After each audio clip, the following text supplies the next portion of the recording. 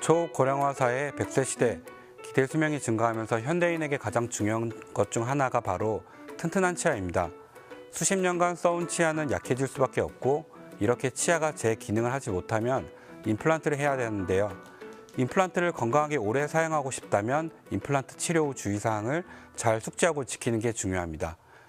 안녕하세요. 치과 전문의 변성훈 원장입니다. 자연 치아를 상실하는 가장 큰 원인 중 하나가 치주 질환입니다. 임플란트에도 이런 치주 질환이 생길 수 있는데 이것을 임플란트 주위염이라고 합니다. 임플란트의 경우 자연 치아와 다르게 치아 안에 신경도 없고 뼈와 치아를 연결해주는 치주 인대도 없기 때문에 통증이 없거나 약해서 임플란트 주위염이 생긴다 해도 잘 인지가 되지 않습니다. 환자분들이 인지할 때쯤이면 이미 임플란트 주위염이 어느 정도 진행되었을 가능성이 있고, 심하면 임플란트 주변 뼈의 흡수로 인해서 임플란트 제거가 필요할 수도 있습니다. 그렇기 때문에 자연 치아보다 더 철저한 구강 관리가 요구됩니다. 치과의사가 적절하게 치료했고 환자분이 잘 관리하셨다면 10년에서 20년, 나아가 반영구적으로 사용이 가능합니다. 하지만 환자마다 가지고 있는 당뇨와 같은 전신질환이나 이갈이나 이악물기 같은 악습관, 그리고 선호하는 시기 패턴에 따라서 천차만별로 달라질 수 있습니다. 네, 임플란트에도 자연 치아와 동일하게 플라그와 치석이 생길 수 있습니다. 임플란트에 플라그와 치석이 생기면 아까 말씀드린 임플란트 주위염으로 진행될 수 있기 때문에 1차적으로 양치를 잘 해주셔야 하고 주기적으로 치과에 내원하셔서 플라그와 치석을 제거하셔야 합니다. 임플란트는 자연 치아의 머리 역할을 하는 크라운과 뿌리 역할을 하는 픽스처, 그리고 이 두 개를 연결하는 어버트먼트로 크게 세 부분으로 나눌 수 있습니다. 크라운과 어버트먼트는 접착제를 이용해서 붙이고 어버트먼트와 픽스처는 나사를 잠궈서 연결합니다. 단순히 크라운만 빠지는 경우에는 재부착을 하면 되지만 과도한 씹는 힘 때문에 어버트먼트와 픽스처를 연결하는 나사가 풀리는 경우가 생길 수 있는데, 나사가 풀리면 머리 부분이 빠지지는 않지만 머리 자체가 흔들리게 되고 음식물이 많이 껴서 임플란트 주위염으로 진행될 수도 있고요. 만약 임플란트 머리 부분이 흔들리는 느낌이 드시면 즉시 치과에 내원하셔서 나사를 다시 잠가 주셔야 합니다. 마지막으로 과도한 힘이나 임플란트 주위염으로 인해 뿌리 역할을 하는 임플란트 픽스처 주변 뼈 자체가 파괴가 되면 임플란트 자체가 흔들리게 되고 심하면 저절로 빠지기도 합니다. 전신질환 중에 당뇨의 경우 합병증으로 해서 감염에 취약해지고 상처 회복이 잘 안 되기 때문에 특히 임플란트 수술 직전이나 직후에는 엄격한 혈당 조절이 필요하시고, 치료가 끝나고 나서도 혈당 조절 및 구강 위생 관리를 특별히 더 신경 쓰셔야 합니다. 또한 흡연의 경우도 플라그나 치석의 침착을 촉진하고 구강 내 모세혈관의 혈액순환을 방해해서 감염이나 염증에 취약하게끔 만들기 때문에 주의하셔야 합니다. 그리고 이 악물기나 이갈이와 같은 습관도 임플란트 수명에 큰 영향을 끼칩니다.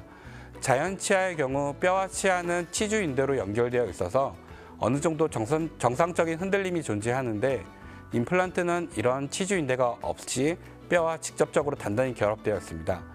정상적인 씹는 힘 이상의 과도한 힘이 가해지면 임플란트 주변의 뼈가 파괴될 수 있습니다. 이갈이나 이 악물기 습관은 구강 위상 관리가 잘 된다 해도 임플란트 치료의 실패로 이어질 수 있기 때문에 이런 습관들이 있으신 분들은 수면 이갈이 장치나 씹는 근육 쪽에 보톡스 치료를 받으시는 것을 권합니다. 임플란트의 머리 부분은 인공 보철물이라서 충치가 생기지가 않기 때문에 머리를 열심히 닦기보다는 임플란트 머리 부분과 잇몸이 만나는 경계 부위를 잘 닦아주셔야 합니다. 잇몸 경계 부위를 닦으시는 방법은 칫솔모를 치아 경계 부위에 45도 각도로 놓고 좌우 왕복이 아니라 칫솔모를 잇몸 안에 집어넣는다 생각하시고 마사지 하듯이 진동 주면서 문질러 주시면 됩니다. 그리고 임플란트를 앞니 쪽이나 어금니 쪽 부위에 여러 개 하신 경우 머리 부분이 한 덩어리로 묶여 있는 경우가 많기 때문에 칫솔만으로는 머리 사이사이에 고여있는 음식물 제거가 힘듭니다. 필수적으로 치간 칫솔이나 고압의 물로 씻어내는 워터픽을 사용하셔야 합니다. 경험적으로 봤을 때 치간 칫솔보다 워터픽이 더 간편하게 할 수 있고, 치간 칫솔은 잘못 사용하게 되면 오히려 잇몸이 망가지는 경우가 있어서 치간 칫솔보다는 워터픽을 추천드립니다. 또한 화장실에서 거울 보고 양치질 하시면 1분을 넘기기가 쉽지 않은데 저녁에 마지막으로 양치질 하실 때는 치약 묻히지 마시고 칫솔 들고 거실 나오셔서 TV 보시면서 천천히 5분에서 10분 이상 닦아주시면 됩니다. 임플란트 치료 완료 직후에는 3개월 후에 내원하셔서 교합 상태와 잇몸과 임플란트 주변 뼈 상태를 체크해서 문제점이 없고 환자분께서 양치 관리가 잘 되시면 6개월마다 한 번씩 정기검진을 받으시면 됩니다. 정기검진 시기가 아니더라도 임플란트 주변 잇몸이 붓고 피나고 냄새가 나신다면 즉시 내원하셔야 됩니다.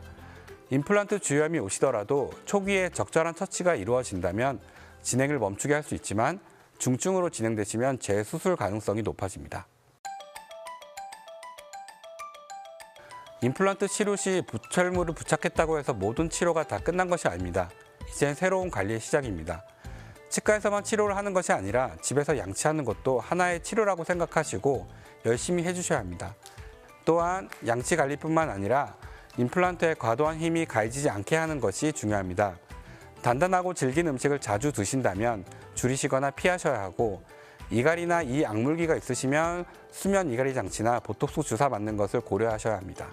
가장 중요한 것은 불편사항이 없다 하셔도 6개월마다 적어도 1년에 한 번은 치과에 정기검진 받으러 오셔야 합니다.